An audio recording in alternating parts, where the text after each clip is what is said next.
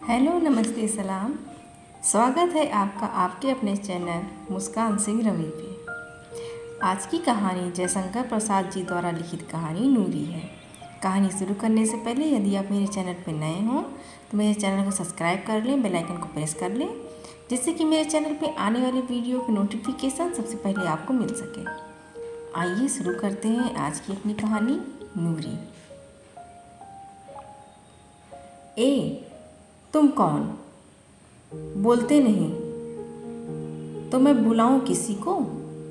कहते हुए उसने छोटा सा मुंह खोला ही था कि युवक ने एक हाथ उसके मुंह पर रखकर उसे दूसरे हाथ से दबा लिया। वह विवश होकर चुप हो गई। और भी आज पहला ही अवसर था जब उसने केसर, कस्तूरी और अंबर से बसा हुआ यौवन पूर्ण उद्वेलित आलिंगित पाया था। उधर किरण की पवन के झोंके एक झोंके के साथ किसनयों को हटाकर घुस पड़ी। दूसरे ही क्षण उस कुंज के भीतर छनकर आती हुई चांदनी में जौहर से भरी कटार चमचमा उठी।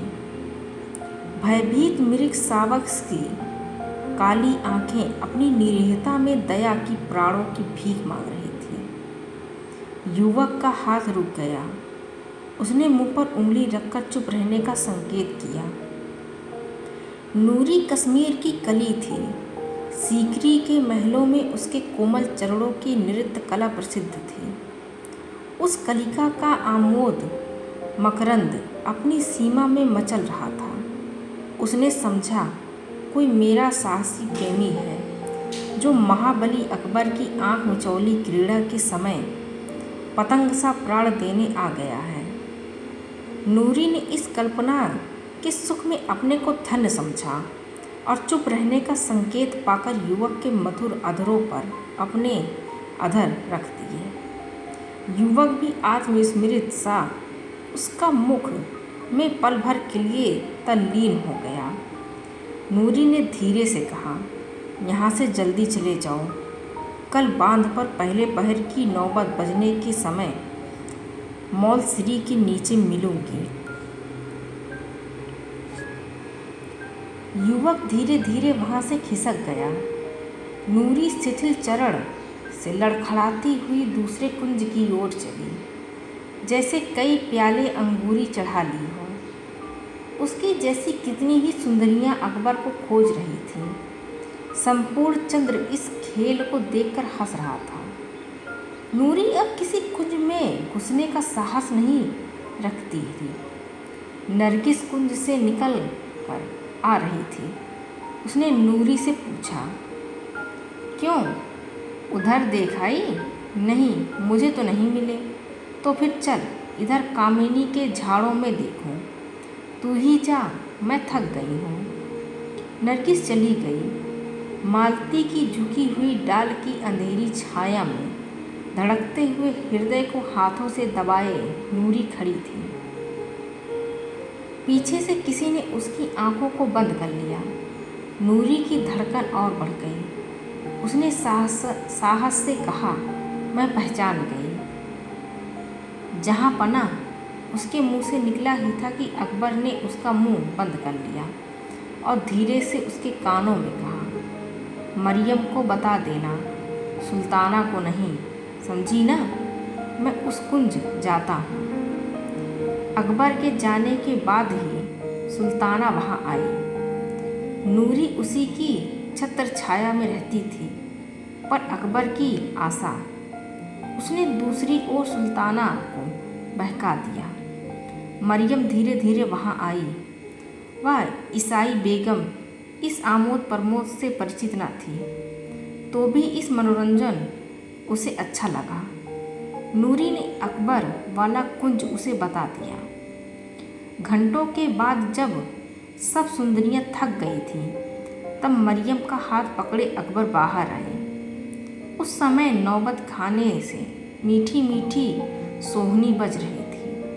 अकबर ने एक बार नूरी को अच्छी तरह देखा, उसके कपोलों को थपथपाकर उसको पुरस्कार दिया। आँख मिचौली हो गई। सीकरी की झील जैसे लहरा रही है, वैसे ही आंदोलन नूरी के हृदय में हो रहा है। वसंत की चांदनी में भ्रम हुआ कि उसका प्रेमी युवक आया है। उसने चौंक कर देखा, किंतु कोई नहीं था। मौलश्री के नीचे बैठे हुए उसे एक घड़ी से अधिक हो गया। जीवन में आज पहले ही वह अभिसार का साहस कर सकी है। भय से उसका मन कांप रहा है। वह लौट जाने का मन नहीं चाहता। उत्कंठा और प्रतीक्षा कितनी पागल सहेलियां हैं। दोनों उसे उछालने लगी। किसी ने पीछे से आकर कहा, मैं आ गया।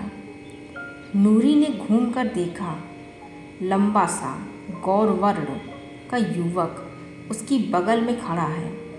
वह चांदनी रात में उसे पहचान गई। उसने कहा, शहजादा याकूब खां?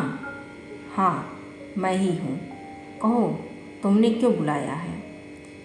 नूरी सन्नाटे में आ गई। इस प्रश्न में प्रेम की गंध भी नहीं थी। वह भी महलों में रह चुकी थी। उसने भी पैतरा बदल दिया। आप वहाँ क्यों गए थे? मैं इसका जवाब न दूंगा तो? नूरी चुप रही। याकूब खां ने कहा, तुम जानना ही चाहती हो? ना बताइए। बताऊं तो मुझे आप डरते हैं तो ना बताइए। अच्छा, तो तुम सच बताओ कि कहाँ की रहने वाली हो? मैं कश्मीर में पैदा हुई हूँ। याकूब खां उसके समीप ही बैठ गया। उसने पूछा, कहाँ? श्रीनगर के पास ही मेरा घर है। यहाँ क्या करती हो? नाचती हूँ। मेरा नाम नूरी है। कश्मीर जाने को मन नहीं करता? नहीं। क्यों? वहाँ जाकर क्या करूँगी? सुल्तान यूसुफ खां ने मेरा घर बार छीन लिया है। मेरी माँ बेड़ियों में जकड़ी हुई दम तोड़ती होगी या मर गई होगी। मैं कहकर छुड़वा दूँगा, तुम यहाँ से चलो। नहीं, मैं यहाँ से नहीं जा सकती। पर शहजादा साहब, आप वहाँ क्यों गए थे? मैं जान गई। नूरी, तुम जान गई हो तो अच्छी बात है। मैं भी बेड़ियों में पड़ा हूँ। यहाँ अकबर के चंगुल में छटपटा रहा हूँ। मैं कल रात को उसी के कलेजे में कटार भोग देने के लिए गया था। शहंशाह को मारने के लिए? भय से चौंक कर नूरी ने कहा। हाँ नूरी, वहाँ तुम न आती तो मेरा काम न बिगड़ता। कश्मीर को हड़पने की उसकी। याकूब रुककर पीछे देखने लगा। दूर कोई चला जा रहा था। नूरी भी उठ खड़ी हुई। दोनों और नीचे झील की ओर उतर गए। जल के किनारे बैठकर नूरी ने कहा, अब ऐसा न करना। क्यों न करूं? मुझे कश्मीर से बढ़कर और कौन प्यारा है? मैं उसके लिए क्या नहीं कर सकता? यह कहकर याकूब खां ने लंबी सांस ली। उसका सुंदर मुख वेदना से विवर्ण हो गया। नूरी ने देखा, वह प्यार की प्रतिमा है। उसके हृदय में प्रेम लीला करने की वासना बलवती हो गई थी। फिर वह एकांत और वसंत की नशीली रात। उसने कहा, आप चाहें कश्मीर को प्यार करते हो, पर कुछ लोग ऐसे भी हो सकते हैं जो आपको प्यार करते हो। पागल, मेरे सामने एक ही तस्वीर है। फूलों से भरी, फलों से लदी हुई सिंध और झेलम की घाटियों की हरियाली। मैं इस प्यार को छोड़कर दूसरी ओर। चुप रहिए शहजादा साहब, आप धीरे से नहीं बोल सकते तो चुप रहिए। यह कहकर नूरी ने एक बार फिर पीछे की ओर देखा। वह चंचल हो रही थी, मानो आज ही उसके वसंतपूर्ण यौवन की सार्थकता है और वह विद्रोही युवक सम्राट अकबर के प्राण लेने और अपने प्राण देने पर तुला है। कहते हैं कि तपस्वी को डिगाने के लिए स्वर्ग की अप्सराएं आती हैं। आज नूरी अप्सरा बन रही थी। उसने कहा, तो मुझे कश्मीर ले चलेंगे? याकूब के समीप और सटकर भयभीत सी होकर बोली, बोलिए, मुझे ले चलिएगा। मैं भी इस सुनहरी बेड़ियों को तोड़ना चाहती हूँ। तुम मुझको प्यार करती हो नूरी? दोनों लोगों से बढ़कर नूरी उन्मादिनी हो रही थी। पर मुझे तो अभी एक बार फिर वही करना है जिसके लिए तुम मना करती हो। बच जाऊंगा तो देखा जाएगा। यह कहकर याकूब ने उसका हाथ पकड़ लिया। नूरी नीचे से ऊपर तक थरथराने लगी। उसने अपना सुंदर मुंह याकूब के कंधे पर रखकर कहा, नहीं, अब ऐसा ना करो, तुमको मेरी कसम। सहसा चौंक कर युवक फुर्ती से उठ खड़ा हुआ और नूरी जब तक संभली तब तक याकूब वहाँ न था। अभी नूरी तो पग ही बढ़ने न पाई थी कि मादम तातरी का कठोर हाथ उसके कंधों पर आ पहुँचा। तातारी ने कहा, सुल्ताना तुमको कब से खोज रही है। सुल्ताना बेगम और बादशाह चौसरी खेल रहे थे। उधर पचीसी के मैदान में सुंदरियां गोटे बनकर चाल चल रही थीं। नौबत खाने से पहले पहर की सुरीली सहनाई बज रही थी। नगाड़े पर अकबर की बांधी हुई गति में लड़की थिरक रही थी, जिसकी धुन में अकबर चाल भूल गए। उनकी गोट पिट गई। पिटी हुई गोट दूसरी न थी, वह थी नूरी। उस दिन की थपकियों ने उसको साहसी बना दिया था। वह मचलती हुई बिसात के बाहर तिबारी में चली आई। पासे हाथ में लिए हुए अकबर उसकी ओर देखने लगे। नूरी ने अल्हड़पन से कहा, तो मैं मर गई, तू जीती रह, मरेगी क्यों।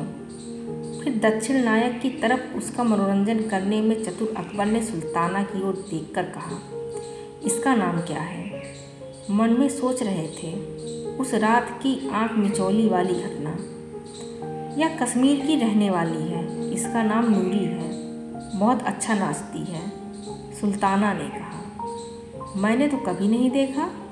तो देखिए ना नूरी, तू इसी सहनाई की कत पर नाच सकेगी। क्यों नहीं जहाँपना। गोटे अपने अपने घर में जहाँ की तहाँ बैठी रहे। नूरी का वासना और उन्माद से भरा हुआ नृत्य आरंभ हुआ। उसके नुपुर खुले हुए बोल रहे थे। वह नाचने लगी जैसे जलतरंग। बागेश्वरी के विलंबित सुरों में अंगनों के अनेक मरोड़ों के बाद जब कभी वह चुन चुनकर एक दो घुंघरू बजा देती, तब अकबर वाह वाह कह उठता। घड़ी भर नाचने के बाद जब सहनाई बंद हुई, तब अकबर ने उसे बुलाकर कहा, नूरी, तू कुछ चाहती है। नहीं जहाँपना, कुछ भी। मैं अपनी माँ को देखना चाहती हूँ। छुट्टी मिले तो।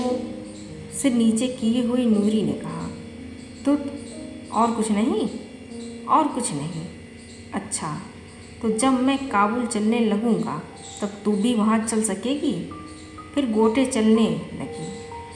खेल होने लगा।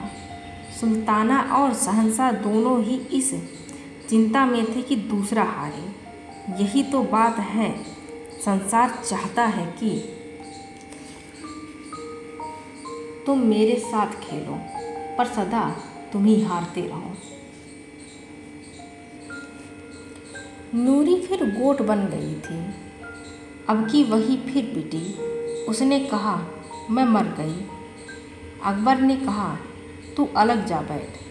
छुट्टी पाते ही थकी हुई नूरी पचीसी के समीप अमराई में जा घुसी। अभी वह नाचने की थकावट से अंगड़ाई ले रही थी।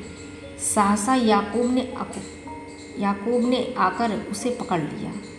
उसके शिथिल सुकुमार अंगों को दबाकर उसने कहा, नूरी, मैं तुम्हारे प्यार को लौटा देने के लिए आया हूँ। व्याकुल होकर नूरी ने कहा, नहीं नहीं, ऐसा ना करो। मैं आज मरने मारने पर तुला हूँ। तो क्या फिर तुम आज उसी काम के लिए। हाँ नूरी। नहीं शहजादा याकूब, ऐसा ना करो। मुझे आज शहंशाह ने कश्मीर जाने की छुट्टी दे दी है। मैं तुम्हारे साथ भी चल सकती हूँ, पर मैं वहाँ न जाऊँगा नूरी। मुझे भूल जाओ। नूरी उसे अपने हाथों में जकड़े थी, किंतु याकूब का देश प्रेम उसकी प्रतिज्ञा की पूर्ति मांग रहा था। याकूब ने कहा, नूरी, अकबर सिर झुकाने से मान जाए सो नहीं, वह तो झुके हुए सिर पर भी चढ़ बैठना चाहता है। मुझे छुट्टी दो, मैं यही सोचकर सुख से मर सकूंगा कि कोई मुझे प्यार करता है। नूरी सिसक कर रोने लगी। याकूब का कंधा उसके आंसुओं की धारा से भीगने लगा। अपनी कठोर भावनाओं से उन्मत्त और विद्रोही युवक शहजादा ने बलपूर्वक अभी अपने को रमणी के बाहुपाश से छुड़ाया ही था कि 4 तातारी दासियों ने अमराई के अंधकार से निकलकर दोनों को पकड़ लिया। अकबर की बिसात अभी बिछी थी, पासे अकबर के हाथ में थे। दोनों अपराधी सामने लाए गए। अकबर ने आश्चर्य से पूछा, याकूब खां? याकूब के नतमस्तक की रेखाएं ऐंठी जा रही थीं। वह चुप था। फिर नूरी की ओर देखकर शहंशाह ने कहा, तो इसलिए तू कश्मीर जाने की छुट्टी मांग रही थी? वह भी चुप। याकूब, तुम्हारा यह लड़कपन यूसुफ खां भी न सहते, लेकिन मैं तुम्हें छोड़ देता हूँ। जाने की तैयारी करो, मैं काबुल से लौटकर कश्मीर जाऊँगा। संकेत पाते ही तातारियाँ याकूब को ले चलीं। नूरी खड़ी रही। अकबर ने उसकी ओर देखकर कहा, इसे बुर्ज में ले जाओ। नूरी बुर्ज के तहखाने में बंदी हुई। 18 बरस बाद जब अकबर की नवरत्न सभा उजड़ चुकी थी, उसके प्रताप की ज्योति आने वाले अंतिम दिन की उदास और धुंधली छाया में विलीन हो रही थी। हिंदू और मुस्लिम एकता का उत्साह शीतल हो रहा था। तब अकबर को अपने पुत्र सलीम से भी भय उत्पन्न हुआ। सलीम ने अपनी स्वतंत्रता की घोषणा की थी, इसीलिए पिता पुत्र में मेल होने पर भी आगरा में रहने के लिए सलीम को जगह नहीं थी। उसने दुखी होकर अपने जन्मभूमि में रहने की आज्ञा मांगी। सलीम फतेहपुर सीकरी आया। मुगल साम्राज्य का वह अलौकिक इंद्रजाल, अकबर की यौवन निशा का सुनहरा स्वप्न, सीकरी का महल पथरीली चट्टानों पर बिखरा पड़ा था। इतना आकस्मिक उत्थान और पतन, जहाँ एक विश्वजनीय धर्म की उत्पत्ति की सूचना हुई, जहाँ उस धर्मांधरता के युग में एक छत के नीचे ईसाई, पारसी, जैन, इस्लाम और हिंदू आदि धर्मों पर वाद विवाद हो रहा था, जहाँ संत सलीम की समाधि थी, जहाँ शाह सलीम का जन्म हुआ था, वहीं अपनी अपूर्णता और खंडहरों में अस्त व्यस्त सीकरी का महल अकबर के जीवन काल में ही निर्वासित सुंदरी की तरह दया का पात्र, श्रृंगार विहीन और उजड़ा पड़ा था। अभी तक अकबर के शून्य शयन मंदिर में विक्रमादित्य के नवरत्नों का छायापूर्ण अभिनय चल रहा था। अभी तक सराय में कोई यात्री संत की समाधि का दर्शन करने को आता ही रहता। अभी तक बुर्जों के तहखानों में कैदियों का अभाव न था। सीकरी की दशा देखकर सलीम का हृदय व्यथित हो उठा। अपूर्ण शिल्प बिलख रहे थे, गिरे हुए कंगूरे चरणों में लौट रहे थे। अपनी माता के महल में जाकर सलीम भरपेट रोया। वहाँ जो इन्हें गिने दास और दासियाँ और उनके दरोगे बच रहे थे, भिखमंगों की सी दशा में फटे चीथड़े में उसके सामने आए। सब समाधि के लंगर खाने से भोजन पाते थे। सलीम ने समाधि का दर्शन करके पहले आज्ञा दी कि तहखानों में जितने बंदी हैं सब छोड़ दिए जाएं। सलीम को मालूम था कि यहाँ कोई राजनैतिक बंदी नहीं है। दुर्गंध से सने हुए कितने ही नरकंकाल संत सलीम की समाधि पर आकर प्रसन्नता से हिचकी लेने लगे और युवराज सलीम के चरणों को चूमने लगे। उन्हीं में एक नूरी भी थी। उसका यौवन कारागार की कठिनाइयों से कुचल गया था। सौंदर्य अपने 2-4 रेखा चिन्ह छोड़कर समय के पंखों पर बैठकर उड़ गया था। सब लोगों को जीविका बांटने लगी। लंगर खाने का नया प्रबंधन हुआ। उनमें से नूरी को सराय में आए हुए यात्रियों को भोजन देने का कार्य मिला। वैशाख की चांदनी थी। झील के किनारे मॉल श्री के नीचे कव्वालों का जमघट था। लोग मस्ती में झूम झूम कर गा रहे थे। मैंने अपने प्रियतम को देखा था। वह सौंदर्य मदिरा की तरह नशीला, चांदनी सा उज्ज्वल, तरंगों सा यौवनपूर्ण और अपनी हंसी सा निर्मल था। किंतु हलाहल भरी उसकी अपांग धारा, आह निर्दय। मरण और जीवन का रहस्य उन संकेतों में छिपा था। आज भी न जाने क्यों भूलने में असमर्थ हूँ। कुंजों में फलों के झुरमुट में तुम छिप सकोगे। तुम्हारा वह चिर विकास समय सौंदर्य, वह दिगंत व्यापी सौरभ तुमको छिपने देगा। मेरी विकलता को देखकर प्रसन्न होने वाले मैं बलिहारी। नूरी वहाँ खड़ी होकर सुन रही थी। वह कव्वालों के लिए भोजन लिवाकर आई थी। गाढ़े का पायजामा और कुर्ता, उस पर गाढ़े की ओढ़नी, उदास और दयनीय मुख पर निरीहता की शांति। नूरी में विचित्र परिवर्तन था। उसका हृदय अपनी विवश पराधीनता भोगते भोगते शीतल और भगवान की करुणा का अवलंबी बन गया था।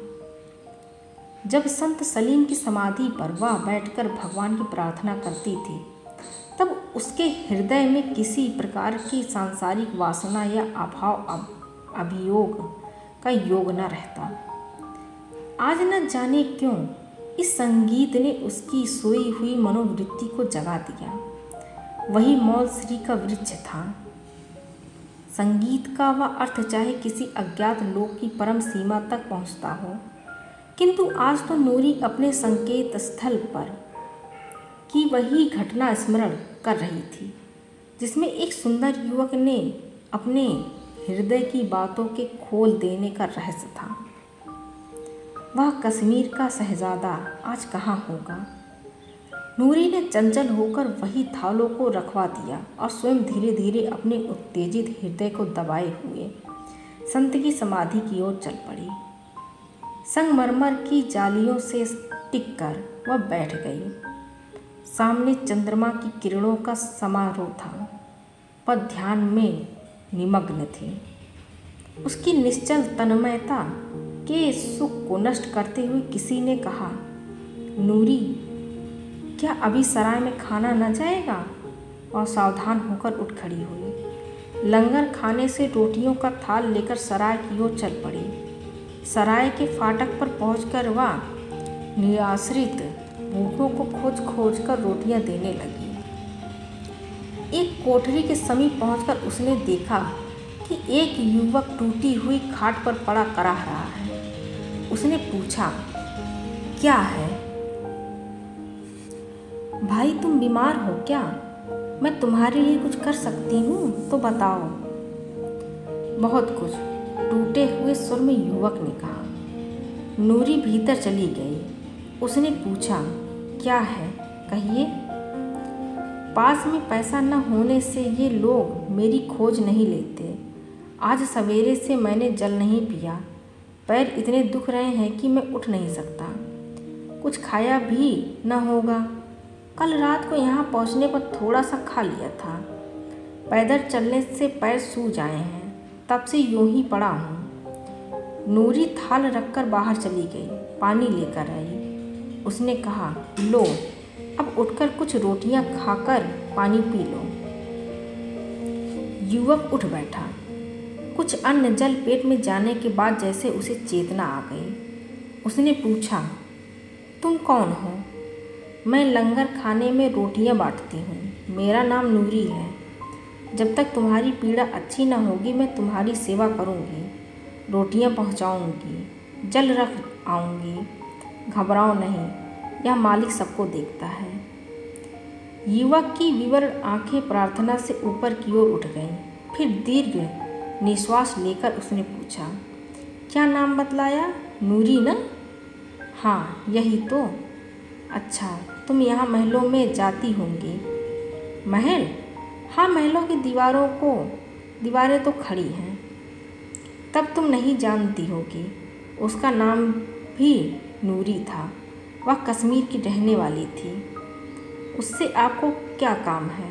मन ही मन काँप कर नूरी ने पूछा। मिले तो कह देना कि एक अभागे ने तुम्हारे प्यार को ठुकरा दिया था। वह कश्मीर का शहजादा था, पर अब तो भिखमंगे से भी। कहते कहते उसकी आंखों से आंसू बहने लगे। नूरी ने उसके आंसू पोंछकर पूछा, क्या अब भी उससे मिलने का मन करता है? वह सिसक कर कहने लगा, मेरा नाम याकूब खां है। मैंने अकबर के सामने तलवार उठाई और लड़ा भी। जो कुछ मुझसे हो सकता था वह कश्मीर के लिए मैंने किया। इसके बाद बिहार के भयानक तहखाने में बेड़ियों से जकड़ा हुआ कितने दिनों तक पड़ा रहा। सुना है कि सुल्तान सलीम ने वहाँ के अभागों को फिर से धूप देखने के लिए छोड़ दिया है। मैं वहीं से ठोकरें खाता हुआ चला आ रहा हूँ। हथकड़ियों से छूटने पर किसी अपने प्यार करने वाले को देखना चाहता था। इसी से सीकरी से चला आया। देखता हूँ कि मुझे वह भी न मिलेगा। याकूब अपनी उखड़ी हुई सांसों को संभालने लगा था और नूरी के मन में विगत काल की घटना, अपने प्रेम समर्पण का उत्साह, फिर उस मनस्वी युवक की अवहेलना सजीव हो उठी। आज जीवन का क्या रूप होता? आशा से भरी संसार यात्रा किस सुंदर विश्राम भाव में पहुँचती। अब तक संसार के कितने सुंदर रहस्य फूलों की तरह अपनी पंखुड़ियाँ खोल चुके होते। अब प्रेम करने का दिन तो नहीं रहा। हृदय में इतना प्यार कहाँ रहा जो दूंगी, जिससे यह ठूंठ हरा हो जाएगा। नहीं, नूरी ने मुँह का जाल छिन्न कर दिया है। वह अब उसमें न पड़ेगी। तो भी इस दयनीय मनुष्य की सेवा। किंतु यह क्या? याकूब हिचकियाँ ले रहा था। उसकी पुकार का संतोषजनक उत्तर नहीं मिला। निर्मम हृदय नूरी ने विलंब कर दिया। वह विचार करने लगी थी और याकूब को इतना अवसर नहीं था। नूरी उसका सिर हाथों में लेकर उसे लिटाने लगी। साथ ही अभागे याकूब के खुले हुए प्यासे मुंह में नूरी की आंखों के आंसू टपाटप गिरने लगे। आज की कहानी बस इतनी सी। मिलते हैं अगली किसी कहानी के साथ। Thank you for watching and don't forget to subscribe. Thank you.